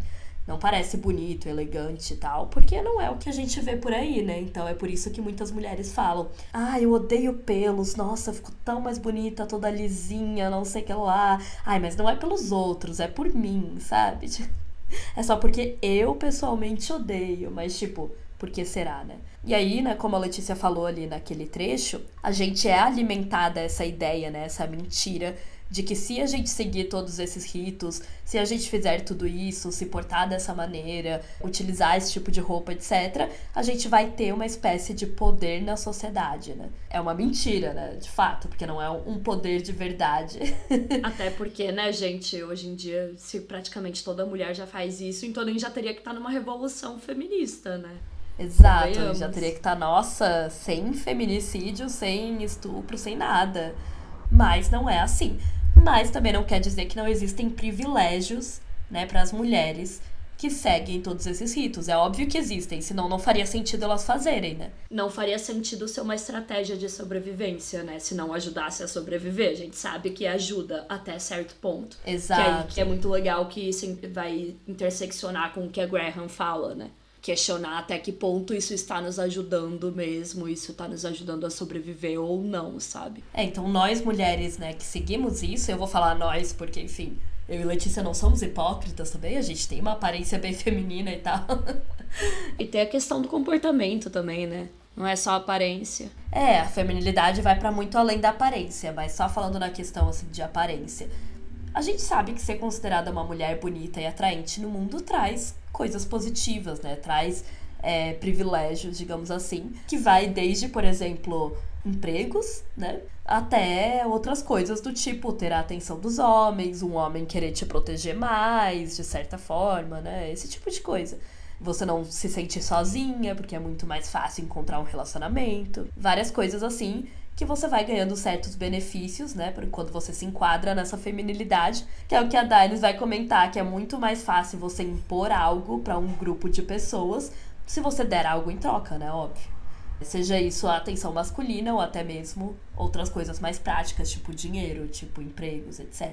Então, na página 112, ela diz: se conformar a essa imagem é algo sedutor, pois ela oferece às mulheres uma identidade que é aceita pelas pessoas, mas também confere benefícios. Afinal, quando você é considerada gostosa, você de fato ganha uma atenção dos homens que pode parecer empoderadora. Muitas mulheres sabem o que é ser desejada por um homem. É um tipo de atenção que nós não recebemos quando estamos dando uma palestra, tendo uma conversa política ou mandando eles lavarem os pratos. Esse tipo de atenção parece lhes conceder um poder, porém ele é efêmero, visto que, devido à cultura pornificada, os homens estão cada vez mais vendo as mulheres como substituíveis. É meio que o que ela fala, assim, não é que não existem esses benefícios, óbvio que eles existem, mas eles são efêmeros, né? Até porque eles estão ligados à sua aparência, né? E você vai engordar, envelhecer, enfim, sua aparência vai mudar, não é como se eles fossem durar para sempre. Mas é interessante, né, pensar nisso, tipo, essa parte que ela fala sobre como a gente não recebe esse tipo de atenção por outras coisas, tipo, por um trabalho acadêmico, por um trabalho científico, por um trabalho artístico. Eu já pensei muito nisso, assim, porque as pessoas às vezes falam, tipo, daquelas meninas que viram cam girls, que fazem OnlyFans, que fazem coisa pornô e tal. Nossa, mas elas realmente gostam. E muitas delas falam isso, sabe? A minha autoestima aumenta, eu me sinto empoderada, eu me sinto melhor comigo mesma. Mas é tão triste isso, gente, porque essas mulheres nunca iam ganhar o dinheiro que elas ganham mostrando o corpo delas, com, por exemplo, fazendo uma exposição de fotografia, fazendo uma escultura, fazendo uma pintura, escrevendo um livro, sabe? Elas nunca iam ganhar a atenção de um homem sem utilizar o seu corpo, sabe? E não é uma crítica a elas diretamente, gente, mas é um fato, né, gente? E é tão efêmero, e aí é bem interessante, porque a Graham, ela se questiona depois, né? Mas o quanto que essas coisas que a gente faz pra sobreviver realmente valem a pena, digamos, né? Ou quanto elas realmente podem ser negociadas, o quanto elas não trazem depois malefícios pra gente, né? Eu acho que a gente pode pensar na nossa saúde, no geral, na saúde mental. Então, eu acho que isso são bons pontos, porque ela questiona o quanto realmente tá funcionando essa estratégia, sabe? Uma coisa é a gente entender, tá, isso é uma estratégia pra sobreviver dentro do patriarcado. Mas será que a gente tá sobrevivendo? Será que a gente tá vivendo? Ou será que a gente tá só sobrevivendo? Qual que é a qualidade desse vivendo, né? Digamos, se, sei lá, você... não, eu tenho que ser bonita e blá, blá, blá, pra conseguir sobreviver dentro do patriarcado. Isso faz com que você desenvolva um distúrbio alimentar, por exemplo. É muito complexo, né, você parar pra pensar nisso, assim. E assim, né, gente, nem a Graham, nem a gente vamos falar, tipo, nossa, vocês devem deixar de fazer todas as coisas associadas à feminilidade agora mesmo. Vai lá no banheiro agora e raspa seu cabelo, depois de ouvir esse episódio. Até porque, como a autora mesmo pontua, né, nós precisamos considerar vários fatores, tipo, se a gente tá segura, se nós temos a possibilidade de fazer isso sem sofrer consequências tão graves. E, bom, né, cada uma vai conseguir contestar, digamos, a feminilidade, ou quebrar com alguns rituais, ou mudar algumas questões de acordo com o seu contexto e com o que ela pode fazer dentro da sua bolha mesmo, né, da sua realidade. Eu não conheço a sua realidade, não estamos cagando regra aqui, gente, até porque, como já falei aqui várias vezes, reforcei, feminilidade não se expressa só através da estética, né, então tem várias questões comportamentais também, que também dependem da gente conseguir quebrar ou não de acordo com, enfim, o lugar que você vive, o que você faz da vida, qual mercado de trabalho, por exemplo, você atua e tudo mais. Mas ela pontua, claro, que as mulheres devem enxergar a feminilidade como uma ferramenta de opressão e repensar a sua relação com essas características e esses ritos femininos. E como nós sempre pontuamos aqui, é importante pensar criticamente sobre eles, porque a gente tem que pensar em quem se beneficia com elas, né? E se você realmente quer fazer algo, ou se você foi ensinada que você tem que fazer isso pra ser mulher, né? Pra ser vista, como a Gayle Dines fala. E aí ela termina essa parte do capítulo pontuando que é assustador para as mulheres pensarem em abandonar a feminilidade, porque se a gente parar para pensar, para muitas mulheres isso envolve abandonar toda a sua identidade, né? Não precisa ser tão assustador, claro, mas eu acho que a gente pode começar a questionar e a formular novas formas de interagir com o mundo, se der, quebrando essa questão de achar que realmente você vai perder 100% de quem você é, né? Eu acho que esse é o ponto principal do capítulo, que conecta muito bem com essa questão da Gayle Dines, porque daí a gente também começa a pensar, né, em o que é o bonito pra você, né? O que é o sexy pra você, o que é as roupas que você gosta de usar, que você se sente confortável, enfim, começar a tentar formular essas questões sem ser através dos rituais da feminilidade 100%, né? A gente sabe que, certo nível, a gente tem que lidar com eles e, infelizmente, seguir algumas coisas para conseguir conviver dentro da sociedade, mas eu acho que só de começar a questionar isso e pensar o que você pode fazer, enfim, entender que você também não é isso, sabe? Que isso não é a sua identidade 100%, é muito importante. Sim, isso é super interessante o que a Letícia falou, assim, porque se nós estamos criticando toda a feminilidade, né, a gente tem que também fazer todo esse processo de autoconhecimento, né, de quem eu sou, do que eu gosto, quais são os meus valores, meus princípios, o que eu gosto de fazer, até nessa questão estética, sabe? A própria Graham fala isso, sabe? Não é como se fosse, tipo, nossa, então jogue tudo fora. Não, mas pense de forma crítica. Tipo, sei lá, eu, Isabela, sei que eu não gosto de me depilar. Já percebi isso há muitos anos. Agora, por exemplo, descolorir o cabelo, pintar o cabelo é uma coisa que eu gosto. Não necessariamente é uma coisa apenas feminina, mas, enfim, fazer uma hidratação, fazer sei lá o quê. Talvez você realmente goste de uma coisa ou outra, sabe? Mas ter esse olhar crítico, pensar por que você gosta disso. É uma forma que você utiliza, assim, pra se expressar, por exemplo, alguma coisa artística, tipo aquela galera que adora fazer umas maquiagens super diferentonas, sei lá o que, ok. Ou você tá usando essa maquiagem porque, nossa, se você não colocar, alguém vai perguntar se você tá doente, sabe? É isso, sabe? Pensar nessas coisas e, claro, né, as comportamentais são sempre mais difíceis do que as estéticas. E aí a gente vai pro segundo tema, que é a autora... Nossa, tudo isso foi o primeiro, gente. É que rendeu, né? Rendeu. É o mais longo. Porque, na real, se a gente parar pra pensar, os 2 próximos, todos eles fazem parte da feminilidade, né? Ela vai chamar de identidade feminina, né? Exato.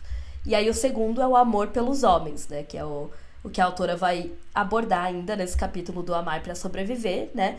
Que é esse amor das mulheres pelos homens, que ela vai basicamente explicar como a psicodinâmica da Síndrome de Estocolmo nos ajuda a entender por que as mulheres insistem em dizer que amam os homens, mesmo quando eles são extremamente violentos com a gente, né?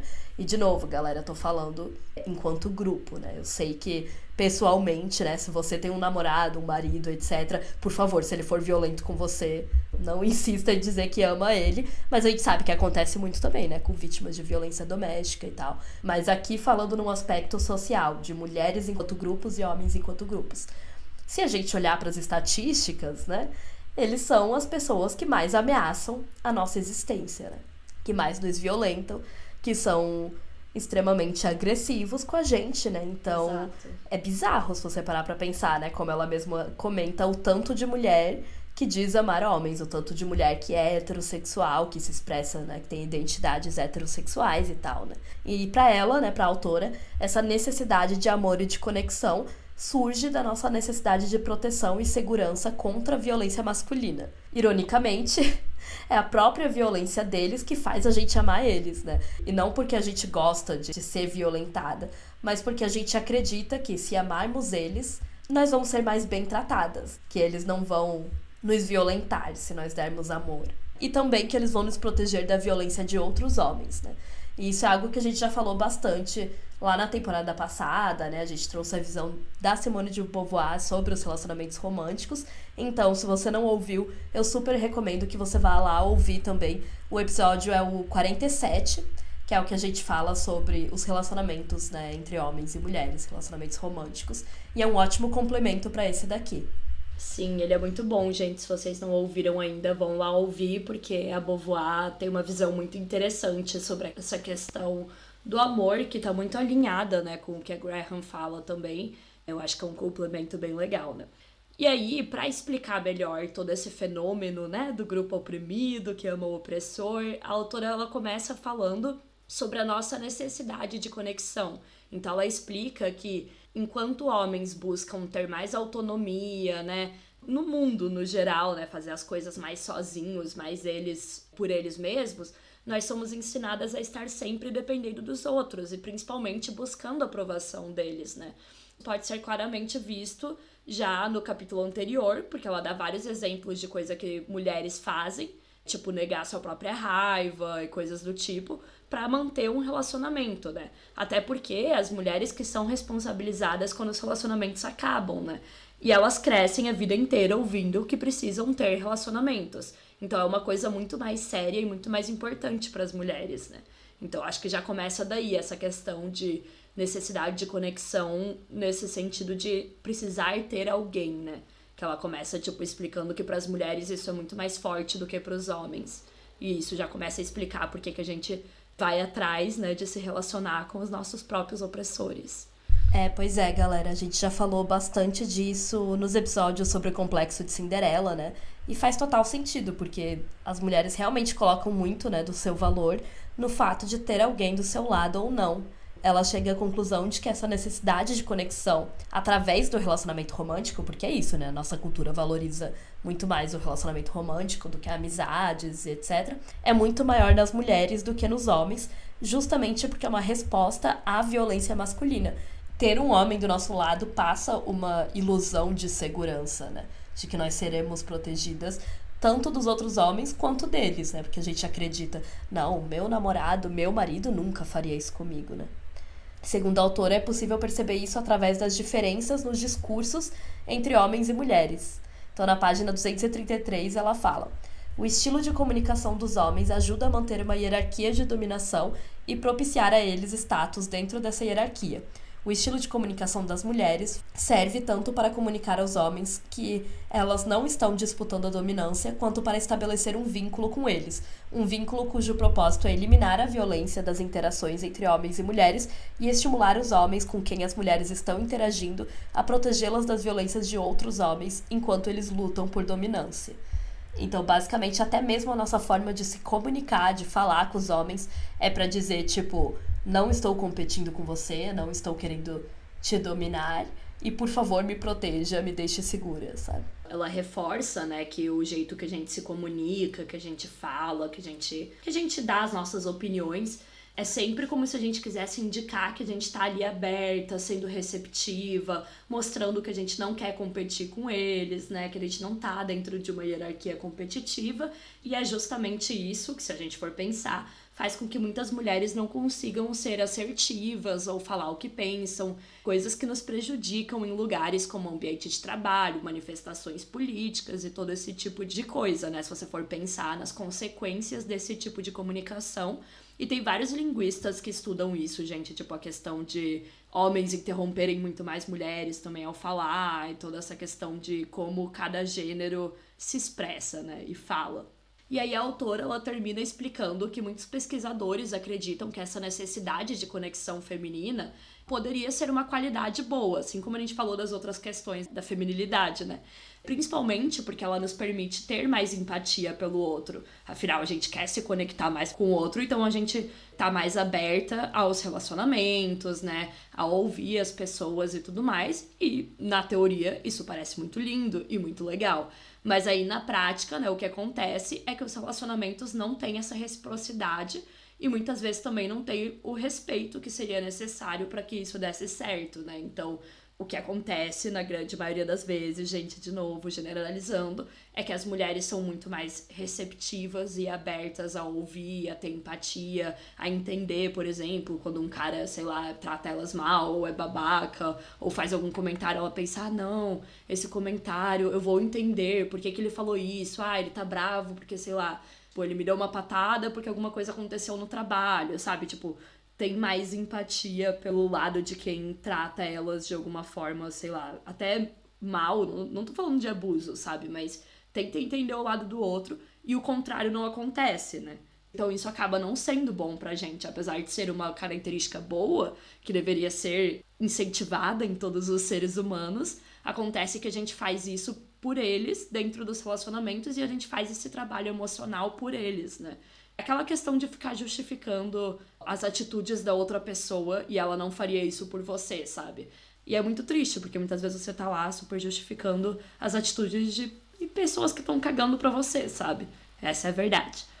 Aí na página 235 ela vai falar: não acredito que numa cultura igualitária a necessidade de conexão das mulheres precederia a necessidade de um senso de si ou autoestima, por exemplo. Acredito que as mulheres não se contentariam com um relacionamento que não fosse mutualmente fortalecedor. As mulheres não estariam desesperadas por conexão a qualquer preço. Defendo, então, que a forte necessidade de conexão, especialmente com homens, é produto da violência masculina contra as mulheres da sociedade atual. Ou seja, né, voltando para essa questão de, ok, não seria uma coisa ruim a gente precisar ter conexão com o outro. Eu acho que todos os seres humanos precisam ter conexão com os outros, é óbvio, né? A gente é seres sociais. Só que o ponto é que as mulheres ficam tão desesperadas por essa conexão, principalmente por homens, que elas aceitam qualquer merda. Não precisaria nem ter pesquisa pra indicar isso, gente. É só conhecer qualquer mulher e ver os casos de relacionamentos e ver o quão horrível pode ser as coisas que as mulheres aturam só pra ter alguém, sabe? Só pra estar num relacionamento. Isso aí não precisa realmente nem de pesquisa, né, gente? Acho que só falar com as suas amigas e, enfim, se você for uma mulher nos ouvindo, o que você provavelmente é. É só pensar nas suas experiências, principalmente de quando você era mais nova e tal, né? E pensar em tudo que você já aguentou por conta de homem. Depois nós vamos pra uma parte, né, não tão romântica assim, como nada foi até agora, né? Desse capítulo, onde a autora fala sobre o amor, explicando que o amor dos homens pelas mulheres existe quando tem um desequilíbrio de poder, e quando esse desequilíbrio muda o amor também se torna diferente, né? Então, ou seja, eles nos amam quando a gente serve eles, basicamente, né? Porque esse amor é útil e é bom para a vida deles, né? Mas quando a gente não serve mais, esse amor pode mudar. E ela usa o exemplo de pesquisas que comprovam que as taxas de divórcio aumentam quando as mulheres ganham mais. E a gente também pode pensar nos homens que abandonam suas mulheres quando elas estão passando por algum problema de saúde, tipo, agora estamos no Outubro Rosa, né? E rola muito, né, dos caras que a mulher descobre que tá com câncer de mama, o cara vai embora, né, principalmente quando tem alguma questão do tipo, a mulher tem que tirar, né, as mamas, tem que tirar os seios por conta da cirurgia. Rola, tem várias histórias, tipo, de doenças terminais também, doenças degenerativas, e os caras vazarem, câncer, Alzheimer, muita coisa. Então, assim, a gente vê que pra muito do que os homens chamam de amor é basicamente porque você tá ali servindo a um papel. Seja ele o de esposa, de mãe, o papel sexual, né, que é o que a maioria das vezes a gente tá desempenhando. Seja uma pessoa que, sei lá, até assim, alguém que ajuda ele com coisas, tipo, do trabalho, ou sei lá o quê. E depois que você não tá mais desempenhando esse papel, ele meio que não te ama mais, né, quando surge algum problema. Eu penso muito também nas mulheres que são encarceradas, né? As mulheres que vão pra prisão por algum motivo, na sua grande maioria aqui no Brasil, é pela questão das drogas, né? Exato. E aí, é isso, os homens não vão ver as mulheres que estão na prisão, né? Eles abandonam elas também nesse sentido. E o contrário a gente vê muito, né? Tem até a trend do TikTok lá, das mulheres Eu ia de falar preso. isso. Eu ia falar isso. Gente, caso vocês não saibam, no TikTok tem vários vídeos de mulheres de preso.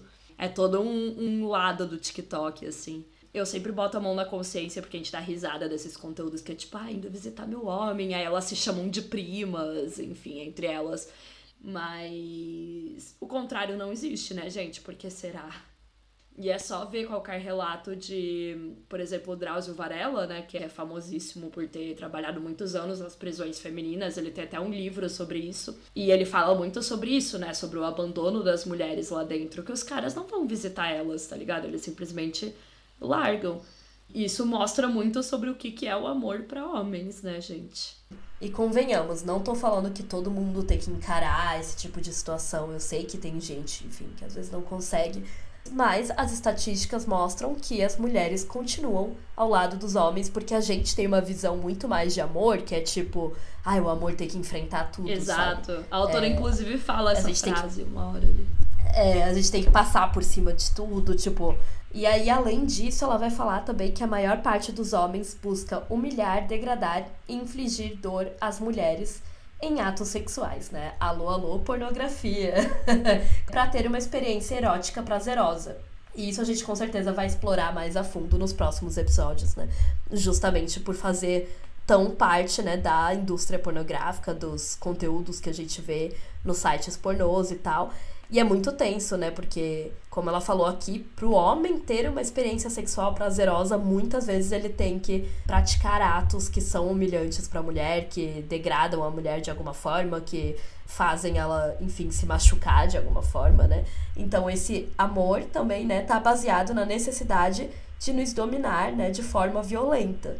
E também... uma coisa, assim, é que o amor dos homens está muito relacionado com posse, né? E às vezes essa violência é também uma forma de expressar a dominância dele até mesmo para os outros homens, sabe? E para as mulheres esse amor seria uma forma de redimir os atos do seu opressor e também uma forma de juntar ao seu opressor para aproveitar os privilégios econômicos e sociais que vêm com essa união, né? Porque querendo ou não você ser casada com um homem, você também ganha uns privilégios aí na sociedade, né? Então, assim, ainda mais se for um homem branco, rico, etc. Tudo isso que a gente conhece. Você também ganha certos privilégios por estar ao lado deles, né? E é por isso que muitas mulheres ficam. Que é muito inteligente da parte deles, né? Tipo, não vou deixar elas trabalharem, elas vão ganhar muito menos do que a gente quando entrar no mercado de trabalho, etc. A gente vai ficar dependendo deles, não é mesmo? Claro que hoje em dia já não é mais tanto assim, gente, mas faz muito sentido isso que ela fala, porque querendo ou não, é aquela questão que a gente entende que tem privilégios na sociedade, que as mulheres só usufruem quando estão em relacionamentos com homens, né? Para as mulheres, o amor entra também como meio que uma justificativa, tá? A gente não tá dizendo que todas as mulheres são, ai meu Deus, super interesseiras e pensam nisso de uma forma objetiva, mas querendo ou não, tá intrínseco ali entre, tipo, você vai conseguir ter uma vida mais confortável e todas essas questões. Não é uma coisa, tipo, nossa, você vai ter o mesmo privilégio que ele, óbvio, porque você não deixa de ser uma mulher, mas a gente sabe que ganha certos privilégios, né? Tem que levar isso em consideração, né, quando a gente fala de mulheres que querem se relacionar com homens, mas também sempre temos que pensar nessas diferenças do que é o amor pra mulher e o que é o amor pro homem, sabe? Pra mulher tá muito mais baseado nessa abnegação, né? Nessa coisa de você fazer tudo pelo outro, você cuidar do outro, você dar tudo que você tem pra aquele cara, etc. Enquanto pro homem realmente tá muito mais ligado com posse, com dominação, né? Com ser um homem que tem aquele objeto sexual que mostra pros outros, olha, eu conquistei esse objeto aqui, agora ele é meu, né? Pois é. A gente falou bastante sobre isso no episódio sobre o amor, né? O 47 da temporada passada. Recomendo, é ótimo. Exato, aquele episódio é bom. E um outro ponto também que a autora vai falar, que eu achei bem triste e interessante, é que as mulheres acreditam que os seus relacionamentos são igualitários, né? Isso acontece porque, segundo os estudos, quando as pessoas, elas creem que elas não vão encontrar algo melhor, que elas não têm outras alternativas melhores, né? Elas ficam no relacionamento delas e elas passam a acreditar que esse relacionamento é mais igualitário do que ele verdadeiramente é. Então, com o tempo, né? Como o tempo vai passando e tal, e você vai acreditando, tipo, você não encontraria alguém melhor do que ele. Aí você acaba imaginando, né? Se enganando de que você está numa relação muito mais igualitária do que ela é de fato, né? A autora vai falar que isso é até uma distorção mesmo que as mulheres fazem, até pra não questionar, sabe? Pra pensar, não, o meu relacionamento é super igualitário. Não, o meu é diferente dos outros. O meu marido faz essas coisas. E aí, portanto, o amor seria então a nossa resposta pra necessidade de conexão. E com ele a gente tentaria persuadir os homens a pararem de serem violentos com a gente, né? E aí é claro que ela vai explicar também que esse amor dentro da síndrome de Estocolmo, ele não é o único que existe, gente, ainda bem, né? Claro que o amor pode existir em condições saudáveis, onde os dois se ajudam, onde os dois são parceiros, a gente não tá duvidando disso, galera. Mas o amor que surge como uma resposta ao terror dentro da síndrome de Estocolmo social, ele acaba sendo um mecanismo de proteção dentro dessa síndrome.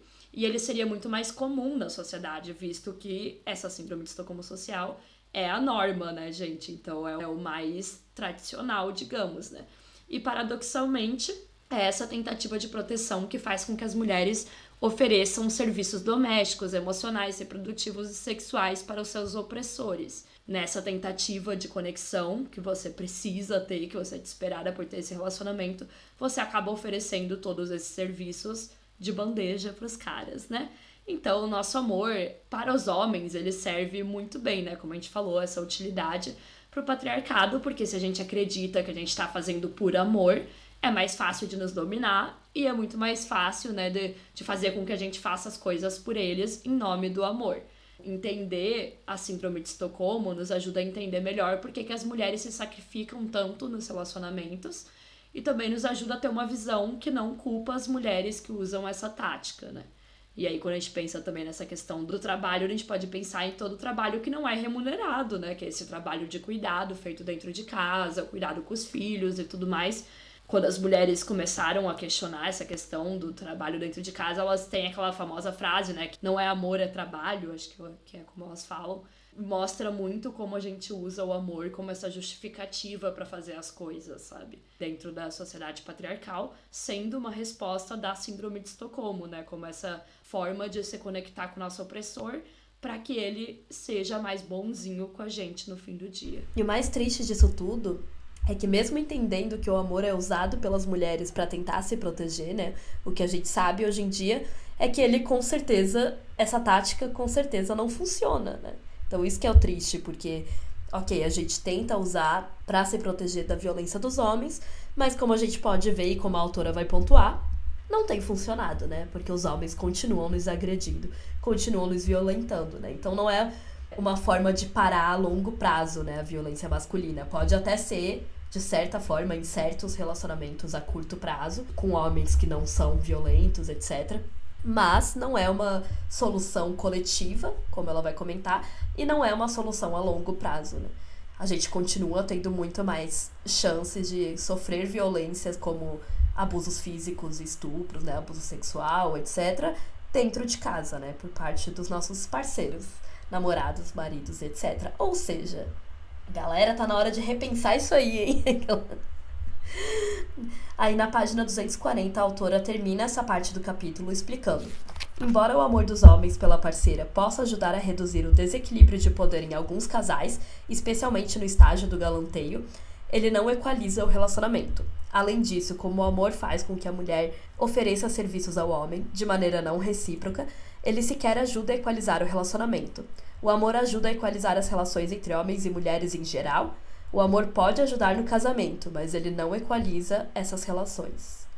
Então é justamente isso. O amor por si só não vai ser o que torna o seu relacionamento mais igualitário. É claro que você, que nos ouve aqui, que é uma mulher, né, feminista, com consciência, etc., vai sempre buscar ter relacionamentos o mais igualitário possível com homens, né? Mas não é simplesmente o amor, né? É companheirismo, é conversa, né? É você realmente ser honesto, conversar, ter uma parceria de verdade com aquela pessoa. É isso que vai trazer uma igualdade maior, não é só, eu amo ele, ele me ama e pronto. Então é sempre importante trazer isso aí. E o amor acaba sendo usado muito mais como uma forma de você não questionar as coisas que você faz do que o contrário, né? Tipo, e é isso que é o mais perigoso. A gente entende que é uma estratégia, mas é muito triste porque ele acaba justificando muita coisa, sabe? Porque é em nome do amor, é porque eu amo essa pessoa, porque eu amo esse cara, porque eu não vou desistir do nosso relacionamento. E a mulher vai se anulando, né? E vai deixando várias coisas de lado e etc. É interessante questionar o quanto essa estratégia tá ou não funcionando, né? Que a gente vê que não está funcionando. Entender que é uma estratégia é o primeiro ponto. E aí depois começar a questionar, tipo, o que equalizaria esses relacionamentos, né? Porque claramente só ser, eu amo ele, ele me ama, não é o que vai resolver as coisas, né, gente? E aí, partindo para o último ponto do capítulo, eu sei que esse episódio já está muito longo, que é a heterossexualidade feminina. Bom, a autora, ela parte, como sempre, assim como a gente, né, do ponto de que a sexualidade não é algo inato, e sim algo construído socialmente, como a gente já falou em episódios passados, e gerou várias polêmicas, voltamos aqui para gerar polêmicas. Nessa última parte do capítulo, ela busca entender, então, por que as mulheres procuram relacionamentos sexuais com homens. Porque, ok, a gente já entendeu que a gente busca o amor, a gente já entendeu que a gente tem essa necessidade pela conexão, mas por que tem que ser sempre com homens, né? Eu acho que essa é a pergunta do final. Por que, por exemplo, não poderia ser com mulheres, já que a gente sabe que são homens que são violentos com a gente? Então, a lógica seria ir para mulheres, por exemplo, não é mesmo? E aí ela já rejeita a ideia de que a heterossexualidade seria uma escolha livre para as mulheres. Porque assim, gente, quando a gente diz que não é inato, a gente não tá dizendo que é uma escolha livre, né? E aí ela traz o conceito de heterossexualidade compulsória da Adrienne Rich, que vê essa sexualidade como uma instituição política, né? Como uma ideologia criada e mantida pela dominação masculina. Então, muito mais do que gostar de homens, do que sentir atração por homens, a heterossexualidade seria toda uma instituição, uma ideologia, algo muito mais complexo.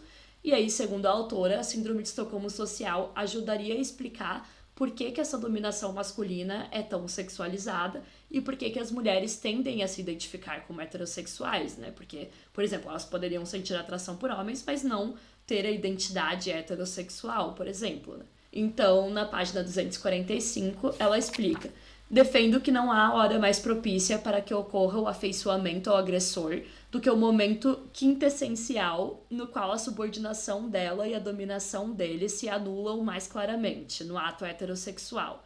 Como as pessoas são classificadas em dominantes e subordinadas com base na diferença anatômica entre os sexos, grande parte da violência dos homens contra as mulheres é direcionada aos nossos corpos, sobretudo aos nossos órgãos sexuais, para deixar claro para todos a superioridade do pênis e, consequentemente, a dos homens. Os homens declaram sua superioridade usando o pênis como uma arma contra a mulher. Ou seja, né, o abuso das mulheres é sexualizado pelos homens e naturalizado, né, depois, através por exemplo, da pornografia. E aí a conexão que as mulheres buscam com os homens também é sexualizada. E é através do sexo que as mulheres tentam ao máximo se unirem aos homens. E é por isso que elas buscam os relacionamentos heterossexuais. Cara, isso faz total sentido, né? Porque, de fato, muitos homens só demonstram afeto durante o sexo, né? O que é muito triste. E como a nossa sobrevivência depende desse afeto, né? E da bondade deles, as mulheres tendem a querer sexo com os homens pra manter esse relacionamento com eles, né? Quando encontram um que acham que vai protegê-las da violência masculina, né? Os homens, como eles são socializados, né? Pra não mostrar seus sentimentos, a hora do sexo é uma hora que todo mundo fica muito vulnerável e tal. Então, muitos caras acabam expressando só naquele momento ali, né? E as consequências disso é que, como os homens veem as mulheres como as pessoas que existem pra dar prazer pra eles, as próprias mulheres passam a se ver dessa forma, né? Ao invés de entenderem que os seus corpos existem pra sentir prazer sozinhas também, né? Pra gente ter uma sexualidade que é nossa. E aí isso é muito triste, porque é só ver qualquer pesquisa aí sobre sexualidade feminina ou conversar com qualquer mulher que a gente percebe o quanto muitos homens não sabem dar prazer, né, na hora do sexo para as mulheres. Então, de novo, a gente se pergunta, por que as mulheres são heterossexuais? Eu acho que a síndrome de Estocolmo vem para explicar muito bem essa questão, né? Porque, cara, se você vê as estatísticas sobre o gap do orgasmo e tal, né? Como a maioria das mulheres não gozam durante o sexo com homens, mas gozam sozinhas ou em relacionamentos com outras mulheres, a gente se pergunta, né? Por que a gente ainda tá tentando? Por que a gente ainda dá trela pra eles? Então, essa explicação faz total sentido. Eu acho que é interessante a síndrome de Estocolmo, porque quando a gente vê essas estatísticas, nossa, então por que as mulheres ainda se relacionam com homens? Porque elas não estão buscando prazer, né? Elas estão buscando dar prazer. É justamente esse o ponto. Estão tentando deixar o captor feliz, né? Estão tentando agradar para que ele não nos agrida mais. E é claro, né, gente, não podemos esquecer também que a cultura nos pressiona a fazer sexo com homens, né? Porque a nossa cultura é 100% heterossexual, né? Baseada na heterossexualidade. Existe toda a heterossexualidade compulsória, então não é só a nossa questão de sobreviver, claro, mas também que desde pequena nós nem sabemos que existe uma outra opção, né? Ninguém nos ensina, olha, se você não tiver um namorado, você pode ter uma namorada. Você não precisa ficar sozinha, sabe? Ninguém vem e nos ensina isso quando nós somos crianças, adolescentes, etc. Exato. Então, a cultura nos pressiona a fazer sexo, principalmente, né? Dentro do casamento. Ou nós somos chamadas de frígidas se a gente não transa, ou... Enfim, tem toda a lesbofobia também. Quando a gente tenta rejeitar os homens, a gente sofre pra caralho também na sociedade, né? O que significa que, independentemente de como eles nos tratam, todas nós temos que querer transar com eles. E aí, se a gente entrar também na problemática da pornografia, a gente pensa que tá todo mundo sendo criado com esses vídeos onde as mulheres nunca falam não. Se os homens estão sendo criados, né, através desses mitos, desses vídeos e tal, eles acham que as mulheres nunca falam não, que quando elas estão falando não é porque elas querem. É claro que a sociedade inteira nos pressiona a transar com eles, né, porque eles mesmos acham que têm o direito de fazer sexo com a gente quando eles bem quiserem, né, de ter acesso ao nosso corpo quando eles quiserem. E a pornografia vem pra reforçar isso. A gente vai falar mais nos próximos episódios, né, com certeza. Mas esse é um dos principais mitos da pornografia, né? Vende essa ideia de que as mulheres estão ali disponíveis pra você, assim como a prostituição. Porque você pode só comprar o corpo de uma mulher, né? A hora que você quiser. Exatamente. O próprio fato de existir a prostituição como uma saída pra qualquer mulher, se você estiver precisando de dinheiro e tal, já mostra o quanto a sociedade coloca ali o sexo heterossexual como... não tem como você escapar, você vai ter que fazer por algum motivo. Por isso que a autora coloca, tipo, o casamento, ou você ser chamada de frígida, enfim, depende da bolha que você tá, do lugar que você tá. Independente, de alguma forma, a sociedade vai dizer que você tem que transar com homens. E aí, outro ponto que ela traz também nessa parte do capítulo é como os atos sexuais ocorrem num contexto de violência, né? Porque para além de você não poder dizer não, muitos elementos de estupro podem estar presentes. Claro que o fato de você não poder dizer não já é um elemento de estupro, né?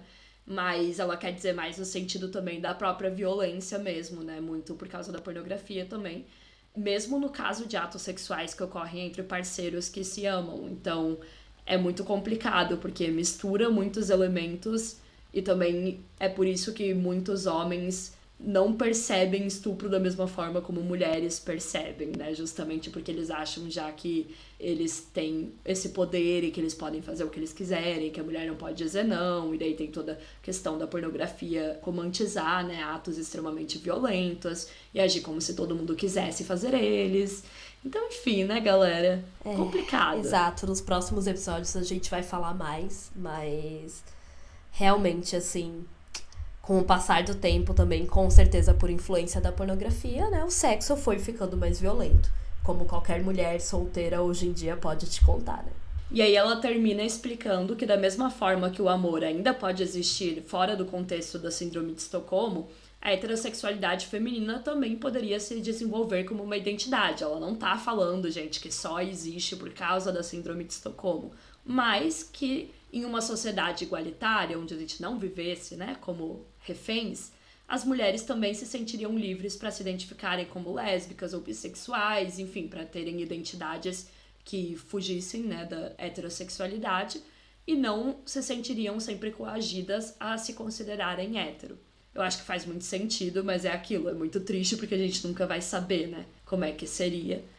E na página 252 ela diz então: até que as mulheres estejam livres da ameaça da violência masculina, não há como saber se a identidade e a prática heterossexual das mulheres são algo além de respostas à síndrome de Estocolmo social. A teoria da síndrome de Estocolmo social fornece uma estrutura para gerar hipóteses testáveis sobre o papel que dinâmicas de poder de homens e mulheres desempenham na construção da sexualidade e identidade sexual das mulheres. É bem interessante isso, né? Porque não é que ela tá falando isso como um ultimato, tipo, temos certeza que é por conta da síndrome de Estocolmo. Ela tá falando que, utilizando essa teoria, a gente pode criar hipóteses e pensar sobre, né, o amor e os relacionamentos, tal, entre mulheres e homens, e aí, né, tentar testar essas hipóteses, etc.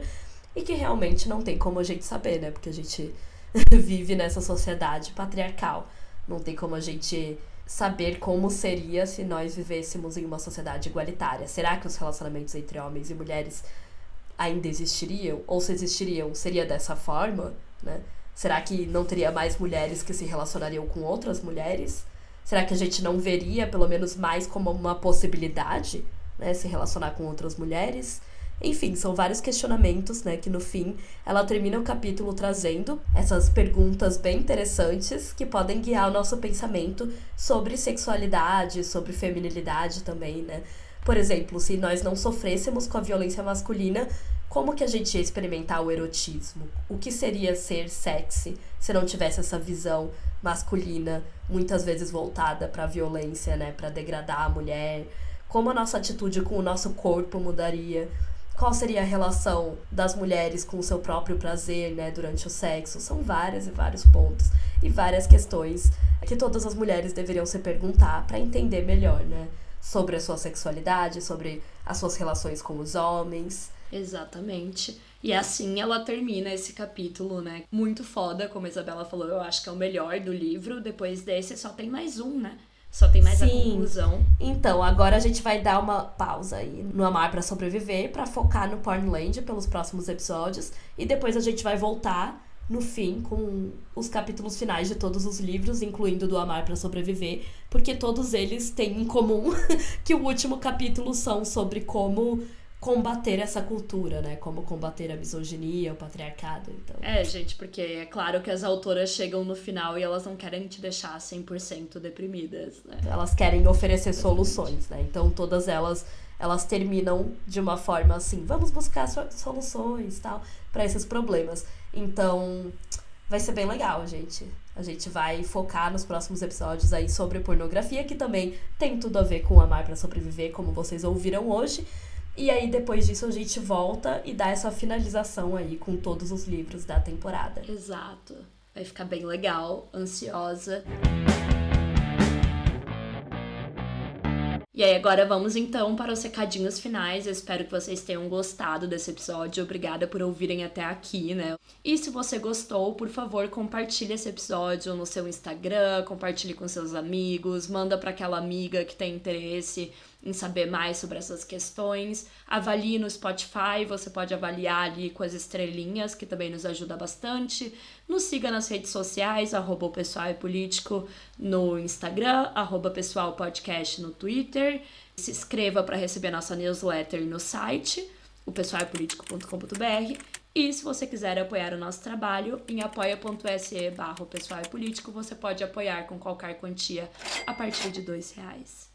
E claro, se você quiser se inscrever lá na newsletter, como a gente já falou, para ficar sabendo aí quando vai ser a próxima turma do nosso curso, que foi incrível, gente, foi maravilhoso. A gente teve vários feedbacks muito legais das alunas. A gente tá, assim, super animada para fazer de novo, para melhorar ainda mais o conteúdo. Então, se você tiver interesse, a gente vai estar divulgando aí, né? Provavelmente vai ser ano que vem. E antes disso, a gente vai ter alguns outros conteúdos também sobre a indústria pornográfica, que é um assunto que muitas pessoas se interessam lá no Instagram e que teve bastante interesse. Então, se você quer saber mais sobre, você provavelmente vai estar ouvindo aqui nos próximos episódios, que a gente vai falar do Pornland, que é esse livro incrível e maravilhoso da Gayle Dines. E aí, se você quiser se aprofundar, você pode já se inscrever na lista de espera do nosso curso. É isso, pessoal. Até a próxima, então. Gente, até a próxima. Obrigada por terem ouvido. Continue acompanhando lá nas redes sociais e é isto. Tchau, tchau. Tchau, tchau. You have to expect that there are going to Je be pense que such dans l'ensemble, ça ne va pas bien du tout pour les femmes. We have to find some way to keep the rapists off the street.